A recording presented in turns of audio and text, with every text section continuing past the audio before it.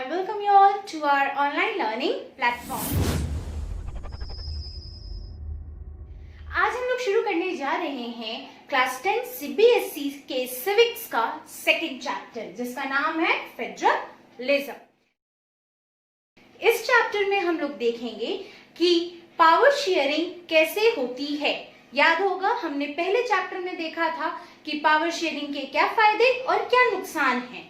आज हम लोग देखेंगे कि जब पावर शेयरिंग की बात आती है तो बेसिकली पावर शेयरिंग कैसे किया जाता है। आप लोगों को इतना तो याद होगा कि हमने लास्ट चैप्टर में एक ओवरव्यू देखा था कि पावर शेयरिंग कैसे होती है। Remember the story of Belgium and Sri Lanka. Belgium में क्या हुआ था, सेंट्रल गवर्नमेंट ने अपनी पावर जो है वो किसको शिफ्ट कर दी थी, रीजनल गवर्नमेंट को दे दी। किसको दे दी थी, रीजनल गवर्नमेंट को दे दी थी। यानी कि उन्होंने क्या किया, अपने पावर का कुछ हिस्सा बांट दिया रीजनल गवर्नमेंट में एंड इवन कम्युनिटी गवर्नमेंट में भी। वहीं जबकि श्रीलंका ने क्या किया था, तो डिनाइड, इन्होंने क्या किया, पावर शेयरिंग के लिए राजी नहीं भरे। They were not ready to share their power. तो जब वो पावर शेयर नहीं किए तो वहां पे कॉन्फ्लिक्ट हुआ। वहीं बेल्जियम ने जब पावर शेयर किया, अपने पावर्स को रीजनल गवर्नमेंट्स को दे दिया, तो इसके कारण बेल्जियम में शांति बनी रही। अब आज जो हम लोग चैप्टर शुरू करने जा रहे हैं, इस चैप्टर में हम लोग यही देखेंगे कि पावर की शेयरिंग कैसे की जाती है। बट ये देखने से पहले हम जरा सा एक बार देख ले कि फेडरल फॉर्म ऑफ गवर्नमेंट और यूनिटरी फॉर्म ऑफ गवर्नमेंट, इन दोनों में क्या डिफरेंस है, आखिर ये दोनों होते क्या हैं। तो सी, जो आपका यूनिटरी गवर्नमेंट होता है, यूनिटरी गवर्नमेंट में सरकार जो होती है वो एक लेवल पे होती है, ठीक है, वन लेवल गवर्नमेंट। गवर्नमेंट कितने लेवल पे होती है, वन लेवल। एक ही गवर्नमेंट होता है, वो है सेंट्रल गवर्नमेंट। इसके अलावा कोई गवर्नमेंट नहीं होता है।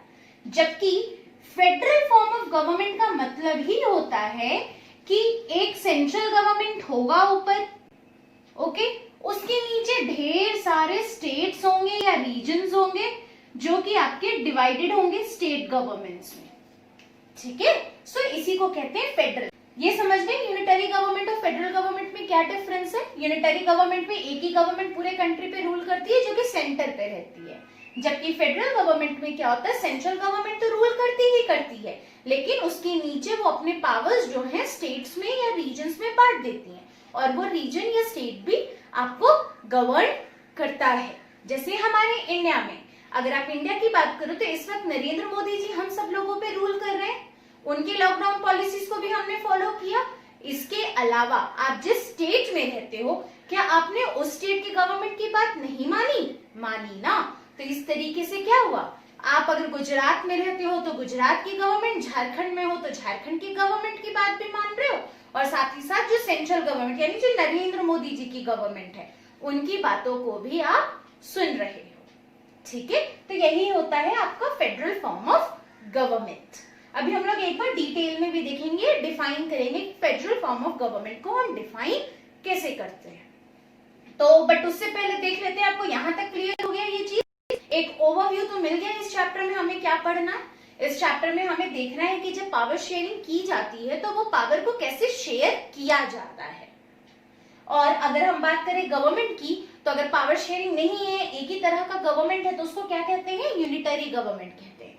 वहीं अगर गवर्नमेंट यूनिट्स में डिवाइडेड है with one at the head, उसको हम कहते हैं फेडरल गवर्नमेंट। क्लियर है। तो चलिए अब जरा हम लोग देखते हैं हमारे चैप्टर का टाइटल, यानी कि फेडरलिज्म का मतलब क्या होता है। Let's see definition. जितना अभी हम बेसिक इंट्रो देखे उससे हमें क्या पता चलता है, फेडरलिज्म क्या है। तो बेसिकली फेडरलिज्म जो है वो एक सिस्टम ऑफ गवर्नमेंट है। क्या है, गवर्नेंस का सिस्टम है। It is a system of governance या गवर्नमेंट। ये वो तरह का गवर्नमेंट है जिसमें जो होता है वो शेयर होता है, या हम कह सकते हैं डिवाइडेड होता है।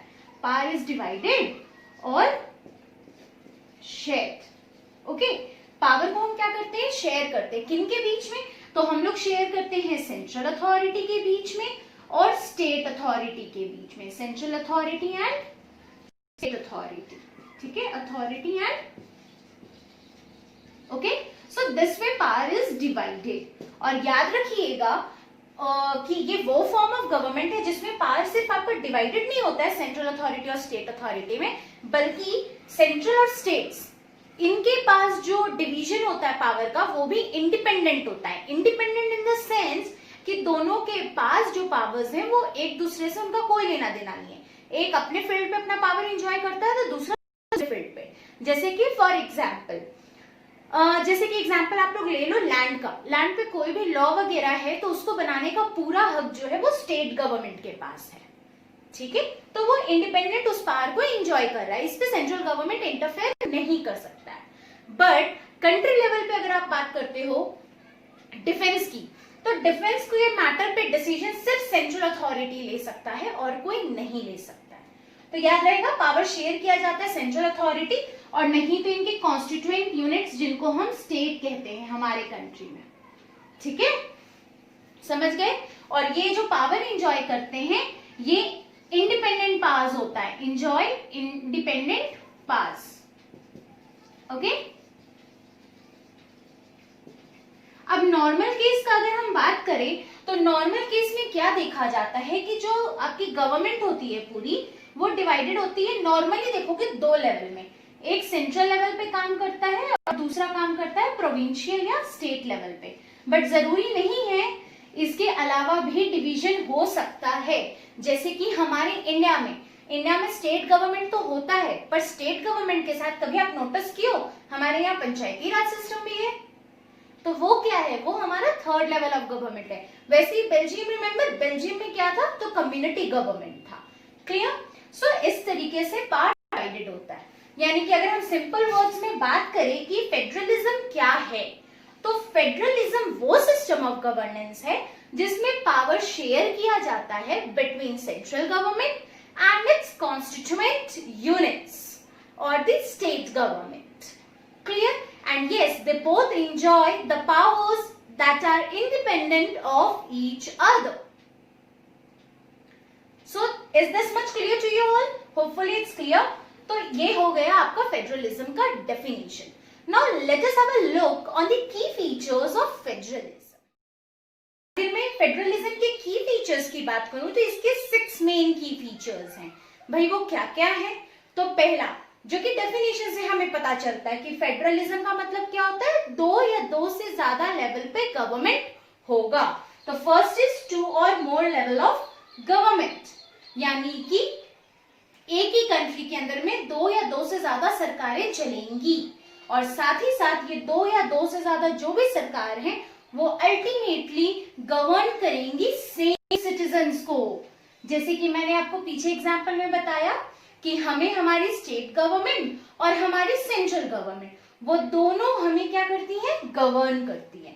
बट रिमेंबर वन थिंग, हर एक का अपना जुरिस्डिक्शन होता है, मतलब कि दोनों ही हमें गवर्न करती है पर दोनों के पास अलग अलग टॉपिक्स हैं जिन पे वो नियम कानून बना सकते हैं, जिनको हम लोग सब्जेक्ट्स कहते हैं। क्या कहते हैं?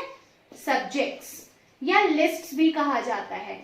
एक्चुअली ये वो कंटेंट्स हैं, ये वो टॉपिक्स हैं जो कि दिए गए हैं, जो कि हमारे कॉन्स्टिट्यूशन में साफ साफ शब्दों में मेंशन है कि इस टॉपिक पे सेंट्रल गवर्नमेंट कानून बनाएगा, स्टेट गवर्नमेंट इस टॉपिक पे कानून बनाएगा, ये चीजें मेंशन है, ओके। नाउ अब जो जुरिस्डिक्शन है, जो मैंने कहा कि हर एक मतलब हर एक फॉर्म ऑफ गवर्नमेंट जो वो सेम सिटीजन को रूल कर रहे हैं, बट उन लोगों का अपना जुरिस्डिक्शन है और ये जुरिस्डिक्शन कॉन्स्टिट्यूशन में साफ साफ शब्दों में दिया गया है कि सेंट्रल का क्या जुरिस्डिक्शन होगा और स्टेट का क्या जुरिस्डिक्शन होगा, okay. Next coming towards the point that fundamental provisions of constitution can not be changed unilaterally. कहने का मतलब अगर कॉन्स्टिट्यूशन में कुछ भी बदलाव लाना है तो कोई एक अकेला बॉडी यानी कि कोई एक स्टेट गवर्नमेंट या अकेला सेंट्रल गवर्नमेंट, दोनों में से कोई भी अकेले बदलाव नहीं ला सकता है। कॉन्स्टिट्यूशन के किसी भी आर्टिकल में, किसी भी क्लॉज में, किसी भी प्रोविजन में बदलाव लाना है तो दोनों को एकजुट होकर के बैठना पड़ेगा, तभी होगा। जैसे कि एग्जांपल लेते हैं इंडिया में जीएसटी का इंट्रोडक्शन। जीएसटी का जो इंट्रोडक्शन हुआ वो सेंट्रल गवर्नमेंट अकेले नहीं कर सकती थी, they have to get commitment and consent from the state governments too, यही कारण है कि 10 साल से भी ज्यादा लगे, 10 क्या इनफैक्ट मोर देन 15 इयर्स लग गए आपके ये आने में, जीएसटी के बिल को पास होने में। क्लियर है? नाउ नेक्स्ट पॉइंट, अब कोर्ट के पास पावर है, यानी हमारी जुडिशियरी के पास पावर होता है कि कॉन्स्टिट्यूशन में जो जो चीजें मेंशन है उनको इंटरप्रेट करना। क्लियर है? Courts have the power to interpret the constitution, यानी कॉन्स्टिट्यूशन में जो जो बातें दी गई हैं उनको एक्सप्लेन करने की जिम्मेदारी और उसका सही तरीके से फॉलो हो रहा है कि नहीं, इन सारे रिस्पॉन्सिबिलिटी किनके हाथों में दे दी गई है? कोर्ट के हाथों में दी गई है। ठीक है? नाउ लास्ट पॉइंट, लास्ट की feature of federalism is this कि कौन सी सरकार कहां से रेवेन्यू जनरेट करेगी, वो भी हमारे कॉन्स्टिट्यूशन में साफ साफ शब्दों में मेंशन्ड है कि ये वाला टैक्स जो है वो सेंट्रल गवर्नमेंट के पास जाएगा, ये वाला टैक्स जो है वो स्टेट गवर्नमेंट के पास जाएगा। क्लियर हो गया? तो बेसिकली 6 फीचर्स हैं फेडरलिज्म के। पहला, 2 या 2 से ज्यादा लेवल ऑफ गवर्नमेंट होता है। दूसरा, भले 2 या 2 से ज्यादा लेवल ऑफ गवर्नमेंट हो बट वो सेम सिटीजन्स को गवर्न करते हैं। तीसरा, हर एक स्टेट का अपना जुरिस्डिक्शन होता है और अपना सेंट्रल का भी अपना जुरिस्डिक्शन है जो कि कॉन्स्टिट्यूशन में स्पेसिफाइड है। नेक्स्ट पॉइंट इज, आप कॉन्स्टिट्यूशन के कोई भी प्रोविजन को यूनिलैटरली चेंज नहीं कर सकते हैं। Both the centre and the state has to give their consent to bring any kind of change in the constitution.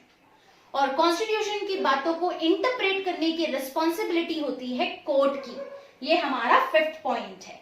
And last is कि सोर्स ऑफ रेवेन्यू क्या होगा, कहां से आएगा, ये सारी बातें भी हमारे कॉन्स्टिट्यूशन में स्पेसिफाइड हैं।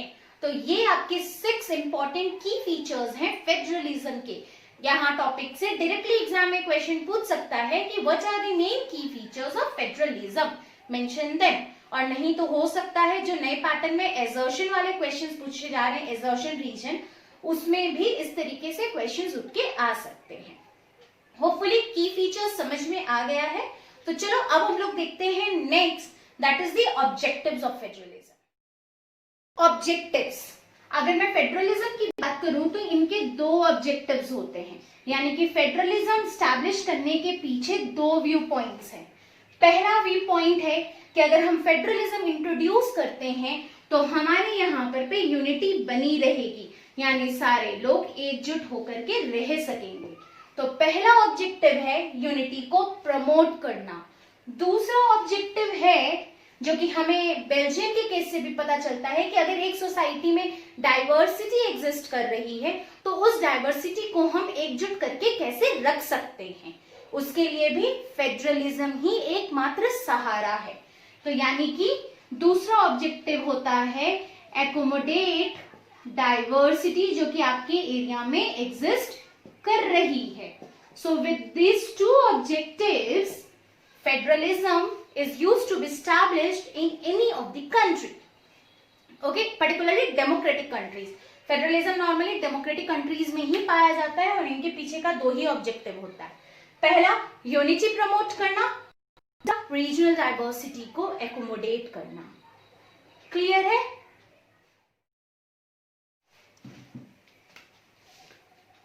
Now coming towards an ideal federal system. Ideal federal system किसको कहा जाता है? तो आइडियल फेडरल सिस्टम या आइडियल फेडरलिज्म उसको कहा जाता है जहां पर फेडरलिज्म जब प्रेजेंट रहता है तो लोगों के बीच में एक म्यूचुअल ट्रस्ट होता है, मतलब कि स्टेट गवर्नमेंट को भरोसा है कि सेंट्रल गवर्नमेंट उनके लिए सोचेगी और सेंट्रल गवर्नमेंट को भी भरोसा है कि स्टेट गवर्नमेंट उनके अनुसार काम करेंगी और लोगों का भला करेंगी। ठीक है? और दूसरा जो पॉइंट, जो एस्पेक्ट जिसे पता चलता है कि किसी भी कंट्री में आइडियल फेडरलिज्म है, वो है आपका लोगों में चाहत कि वो एक दूसरे से मिलजुल करके रहे, यानी कि second aspect is agreement to live together. यानी कि किसी भी देश के फेडरलिज्म को आइडियल तभी कहा जा सकता है जब वहां के लोग एकजुट होकर के एक दूसरे के साथ मिलकर रहना चाहते हैं और जो सरकारें हैं उन्हें भी आपस में एक दूसरे पर भरोसा है और वहां के पब्लिक में भी आपस में एक दूसरे पे भरोसा है। तभी एक फेडरलिज्म जो है किसी भी देश में एग्जिस्ट कर पाएगी और वो आइडियल कहलाएगी। क्लियर है? नाउ का पावर डिस्ट्रीब्यूशन होता है between the centre and its constituents, उस समय एक बैलेंस भी मेंटेन रखना जरूरी है। यानी कि ये डिसाइड करना जरूरी है कि सेंट्रल गवर्नमेंट के पास कितने पावर्स होंगे और स्टेट गवर्नमेंट के पास कितने पावर्स होंगे। तो ये जो बैलेंस होता है पावर्स का between the centre and its constituents और the state brings two types of federation. मतलब कि जो बैलेंस मेंटेन किया जाता है सेंटर और स्टेट के बीच में, उसके अनुसार दो तरह के फेडरेशंस होते हैं। अब भाई ये दो तरह के फेडरेशंस हैं कौन, तो इसको देखते हैं नेक्स्ट। टाइप्स। अगर हम फेडरेशन के टाइप्स की बात करें तो इनके दो टाइप्स हैं। On the basis of the balance of power sharing, यानी कि सेंटर और स्टेट गवर्नमेंट के बीच में कैसे पावर डिवाइड हो रहा है, उसके बैलेंस के बेसिस पे दो तरह का फेडरेशन होता है। अगर मान लो अलग अलग स्टेट्स आपस में बात करते हैं और बोलते हैं हमें ज्यादा से ज्यादा तरक्की चाहिए, और ये अलग अलग स्टेट यानी कि अलग अलग कंट्रीज आपस में आते हैं और बोलते हैं हमें तरक्की चाहिए जल्द से जल्द, और ये लोग डिसाइड करते हैं कि हम लोग मिलजुल करके रहेंगे। तो जब ये ढेर सारे स्टेट्स मिल करके एक बड़ा यूनिट बनाते हैं तो इसको हम कहते हैं कमिंग टुगेदर फेडरेशन। क्या कहते हैं? Coming together. जैसे कि एग्जाम्पल देख लो आपका यूएसए, स्विट्जरलैंड। यहाँ पे क्या हुआ, आसपास के छोटे मोटे जो देश थे वो बोले कि नहीं, हम लोग एक साथ एकजुट आते हैं तो हम लोगों का डेवलपमेंट जल्दी होगा, और ये अलग अलग स्टेट्स यानी कि कंट्रीज एक साथ आए और मिलकर के एक बड़ा यूनिट बनाए और अपने एरिया पे रूल करने लगे। यहाँ पे हर एक स्टेट गवर्नमेंट का, सेंट्रल गवर्नमेंट का, सबका अपना अपना पास होता है। ठीक है? Now coming towards the second type of federation. अब जो दूसरा फेडरेशन होता है इसमें क्या होता है, इसमें एक बड़ी सी कंट्री होती है, जैसे कि एग्जांपल ले लो आपका इंडिया, एक बड़ी कंट्री है। अब ये कंट्री क्या करती है, अपनी गवर्नेंस को आसान बनाने के लिए, अपने एडमिनिस्ट्रेशन को आसान बनाने के लिए पूरे एरियाज को नंबर ऑफ यूनिट्स में डिवाइड कर देती है, जिसे स्टेट्स कहते हैं, और अपने पावर को उनके साथ शेयर करती है ताकि एडमिनिस्ट्रेशन एफिशिएंटली हो सके। तो इस तरह का जो गवर्नमेंट होता है इसको हम कहते हैं होल्डिंग टुगेदर। क्या कहते हैं? Holding together. एग्जाम्पल हो गया आपका इंडिया। क्लियर है? सो बेसिकली ये दो टाइप ऑफ फेडरेशन है ऑन द बेसिस कि पावर का बैलेंस कैसे मेंटेन किया जा रहा है सेंटर और स्टेट के बीच में। अब बात करते हैं कि एग्जाम के पॉइंट ऑफ व्यू से यहाँ से क्वेश्चन क्या बनता है। तो यहाँ से क्वेश्चन यही बनता है, differentiate between the types of federation या differentiate between coming together federation and holding together federation. So this was about today's lesson. आज हमने देखा कि फेडरलिज्म होता क्या है, फेडरल गवर्नमेंट और यूनिटरी गवर्नमेंट में क्या डिफरेंसेस है, फेडरलिज्म के क्या क्या की फीचर्स होते हैं, फेडरलिज्म का क्या ऑब्जेक्टिव है, और फिर हमने देखा कि फेडरलिज्म के कौन कौन से टाइप्स होते हैं। होपफुली आपको जितना समझाया गया है आज के लेसन में वो क्लियर हो गया है। हाउएवर अगर आपका अभी भी कोई डाउट है या ऐसा कुछ हुआ हो कि मेरा कोई पॉइंट छूट गया हो तो आप उसे कमेंट सेक्शन पे मेंशन कर सकते हैं। And one more thing, hopefully आपको हमारा लेसन पसंद आया है। अगर पसंद आया है तो लाइक बटन जरूर दबाइए, और हाँ, अगर अभी तक आपने हमारे चैनल को सब्सक्राइब नहीं किया है तो जल्दी से सब्सक्राइब कीजिए और हमारे हर अपडेट के साथ जुड़े रहने के लिए बेल आइकन दबाना ना भूलें।